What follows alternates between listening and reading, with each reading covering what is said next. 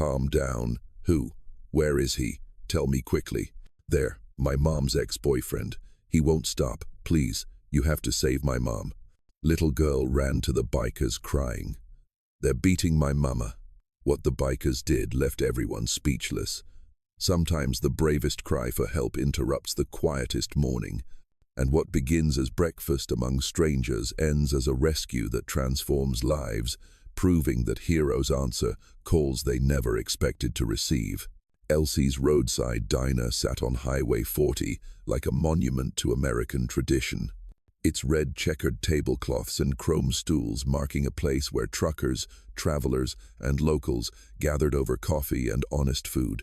On this Saturday morning, 8 members of the Steel Vipers MC occupied the back corner booth. Their leather vests and road-worn faces, a familiar sight to Elsie, who'd served them for 15 years without incident.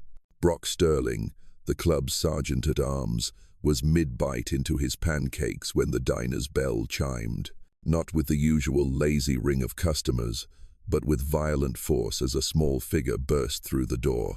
A girl, maybe 7 years old, wearing a red dress now torn and stained. Her face was streaked with tears and dirt, her bare feet bleeding from running across gravel, her voice a desperate shriek that silenced every conversation. Please help, they're beating my mama. Lily's thoughts raced with pure terror. When bad men hurt mama in the parking lot and nobody stops them, you run to the biggest, scariest people you can find, because maybe scary means strong enough to make it stop.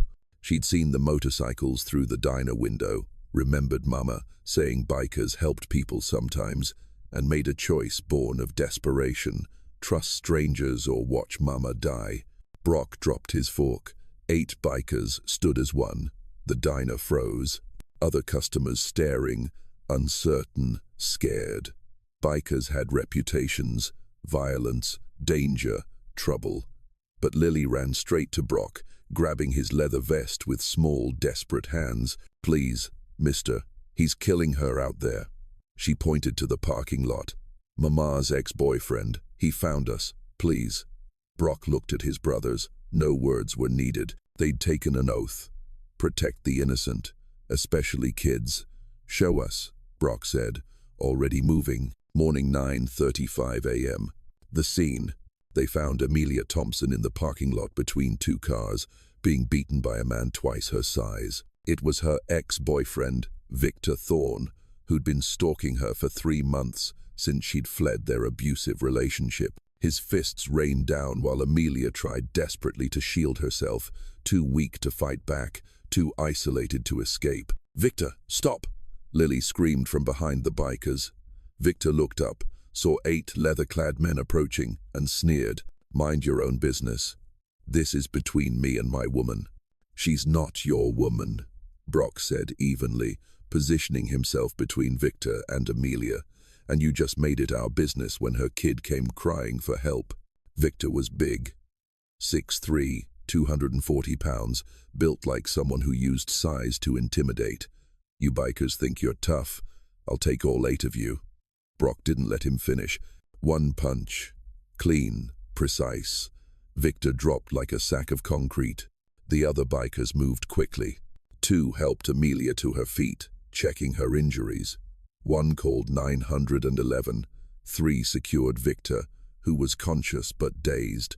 Brock knelt to Lily's level. "You okay, kid?" Lily nodded, tears streaming. "Is Mama okay?" "She's hurt, but she's alive. You saved her. You know that. You were brave enough to ask for help." 9:38 a.m. First aid. Amelia was conscious but barely. Black eyes swelling, lips split, ribs likely cracked from kicks. The bikers were surprisingly gentle, using napkins from the diner as makeshift bandages, keeping her talking to prevent shock.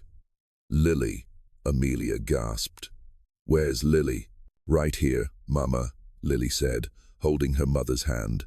The bikers stopped him. "You're safe." Amelia looked at Brock through her one good eye. "Thank you." He would have, if you hadn't. "Don't think about that," Brock said. "Think about staying awake until the ambulance gets here." 9:42 a.m. Police and paramedics. Sheriff Alan Peterson arrived with sirens blaring, followed by an ambulance. Peterson knew the Steel Vipers. They'd done charity rides with the department, helped with toy drives, never caused trouble in his jurisdiction. "Brock," Peterson greeted, surveying the scene. "What happened?"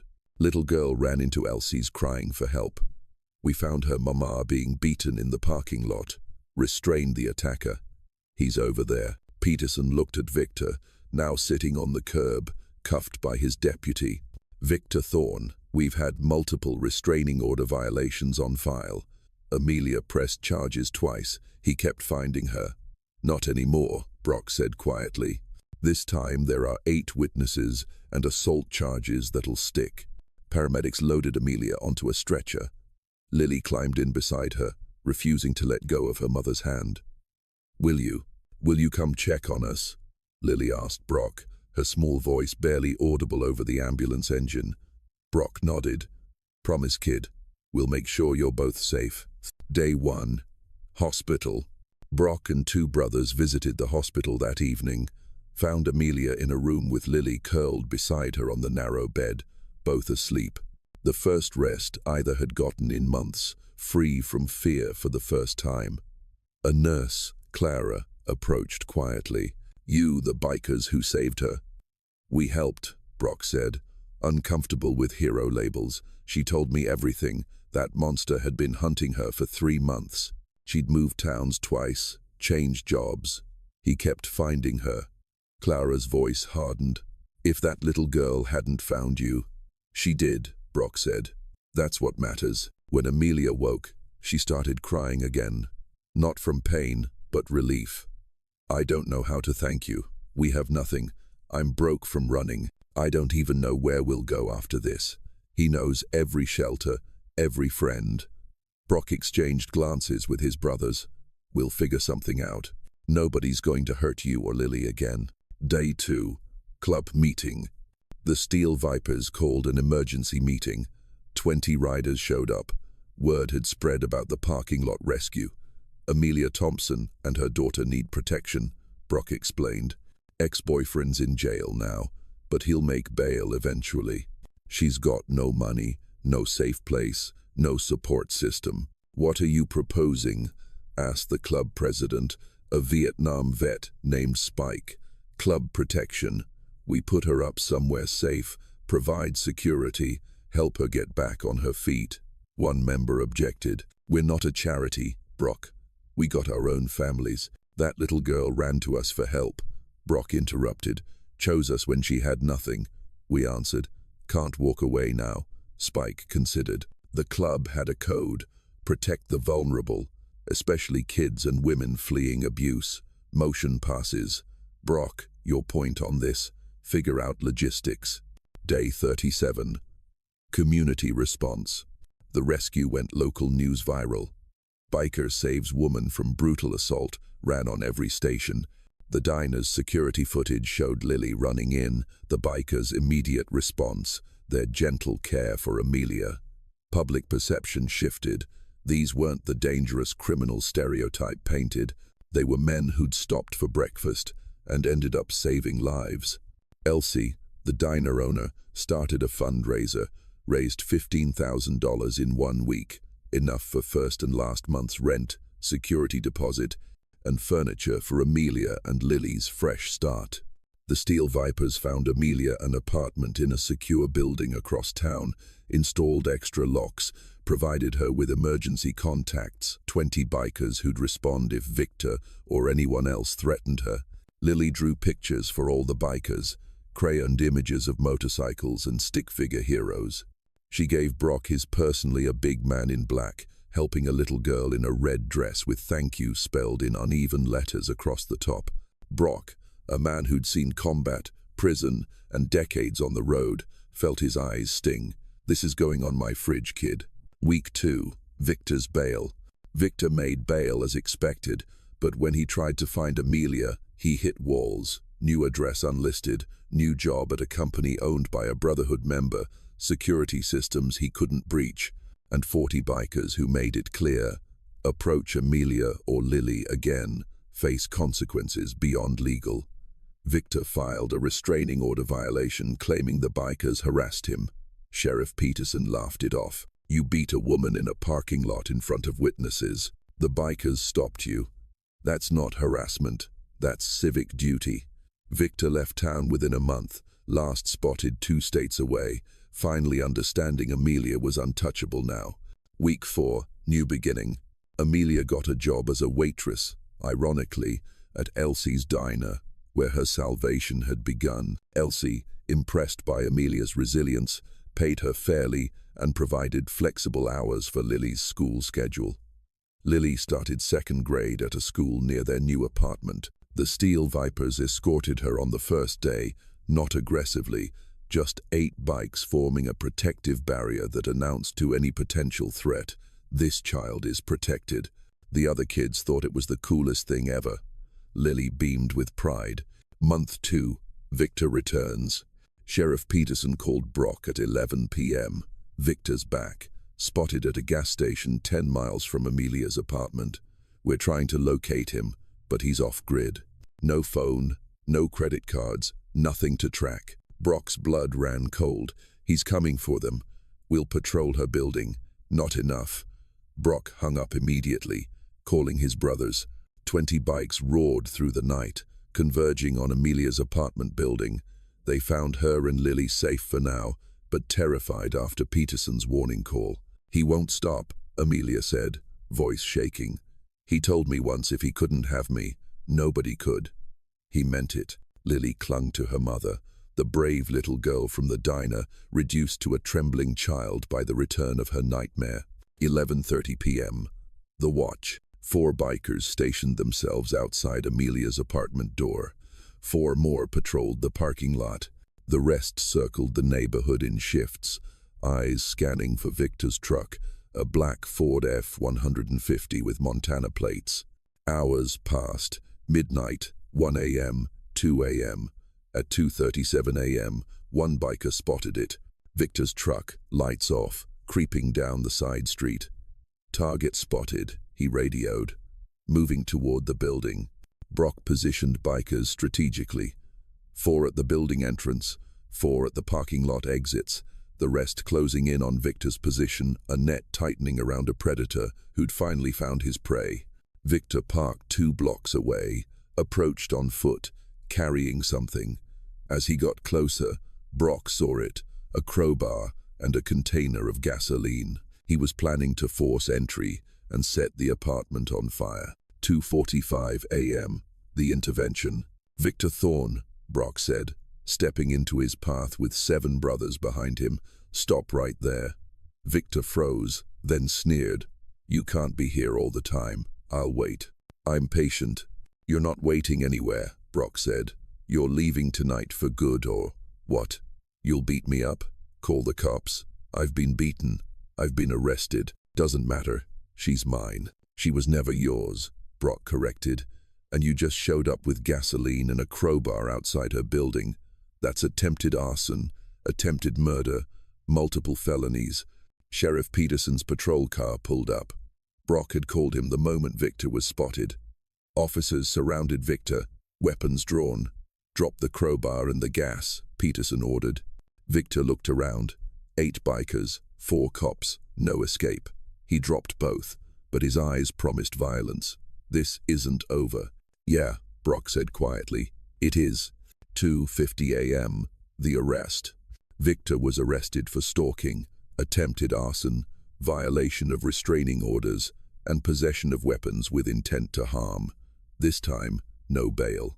This time, the judge, a woman who'd survived domestic violence herself, threw the book at him. 10 years minimum, federal prison, out of state, no early release. When Brock told Amelia the next morning, she collapsed in relief. Lily, understanding what it meant, asked one question. "Is the bad man gone forever?" "Forever," Brock promised. Month 3. Healing. With Victor permanently removed, Amelia and Lily began truly healing, not just from physical wounds, but from years of psychological torture. Amelia attended therapy provided by a non-profit the Brotherhood supported. Lily joined a kid support group for children of domestic violence. Both slowly learned to breathe without fear. The Steel Vipers didn't hover. They checked in weekly, provided security when needed, but gave space for Amelia and Lily to rebuild independence. This wasn't about creating dependency. It was about providing safety until they could stand on their own. Month 4. Community integration. Elsie's Diner became a second home for Amelia and Lily. The regulars, truckers, locals, even the bikers treated them like family. Tips were generous, conversations were kind, nobody judged. Lily would do homework in the back booth while Amelia worked shifts. The Brotherhood members would help her with math problems, tell cleaned-up road stories, and teach her about motorcycles in age-appropriate ways. One Saturday, Lily asked Brock, "Can girls be bikers too?" "Absolutely," Brock said. "Some of the toughest riders I know are women." Lily's eyes lit up. "When I grow up, I want to be a biker who helps people like you." Brock felt something in his chest he hadn't felt in years. Purpose that transcended leather and engines and brotherhood. He'd saved a life, sure, but more than that, he'd given a kid hope that heroes existed. Month 6. The ceremony. The Steel Vipers organized a fundraiser ride, with proceeds going to domestic violence shelters and legal aid for survivors. 500 riders showed up from 3 states, creating a thunderous parade through town that raised $75,000. At the ceremony afterward, Amelia spoke publicly for the first time. "6 months ago, my daughter ran into a diner begging strangers for help. Those strangers, these bikers, didn't hesitate. They saved my life. They protected my daughter. They gave us a chance to rebuild." She looked at Brock standing with his brothers. "People see leather and assume danger, but I see leather and remember the day danger wore a familiar face, and strangers in leather became my salvation." Lily stepped forward, holding a large frame drawing, an updated version of her earlier crayon art, now painted with care and detail. It showed 8 bikers surrounding a woman and child, shields against darkness, with text reading, "Sometimes heroes ride Harleys." She presented it to Brock for your clubhouse, so everyone remembers. The crowd bikers, survivors, community members erupted in applause. Brock knelt, accepting the gift, then pulled Lily into a hug. "You were the hero, kid. You ran for help when it mattered most. That's courage." 1 year later, full circle, Amelia became a domestic violence advocate, working with the same nonprofits the Brotherhood supported. Lily thrived in school, excelling in art and writing, often creating pieces about the day the bikers saved us. The Steel Vipers expanded their community protection program, partnering with shelters, providing escorts for women fleeing abuse, and teaching self-defense classes. On the anniversary of the diner rescue, Elsie hosted a celebration. Amelia, Lily, the Brotherhood, Sheriff Peterson, and dozens of community members gathered not to celebrate violence, but to celebrate the power of answering a cry for help. Lily, now 8, stood at the microphone. "A year ago, I was scared. I ran into this diner crying. I didn't know if anyone would help, but Mr. Brock and his friends did. They taught me that family isn't just blood, it's who shows up when you need them." She looked at Brock. "Thank you for showing up. Sometimes the bravest cry for help interrupts the quietest morning. And what begins as breakfast among strangers ends as a rescue that transforms lives, proving that heroes answer calls they never expected to receive." Lily's drawing hung in the Steel Vipers clubhouse, reminding all that their mission extended beyond rides and brotherhood to protecting the vulnerable. The club's domestic violence protection program became a model nationwide, partnering with law enforcement and non-profits to create safe corridors for survivors escaping abuse. Brock became an unlikely advocate, speaking at community events about bystander intervention and breaking stereotypes. His message: "We're all capable of being heroes. You just have to answer when someone asks for help." Amelia rebuilt her life, a completely new career in victim advocacy, a safe home, a thriving daughter. Victor remained in federal prison, Appeal denied. A threat neutralized permanently. At Lily's high school graduation years later, Brock sat in the front row beside Amelia. Lily's valedictorian speech ended. Heroes don't always wear capes. Sometimes they wear leather and answer when a little girl in a red dress asks them to save her mama. The photo of that morning Lily running into Elsie's diner became an iconic image of community courage and unexpected heroism.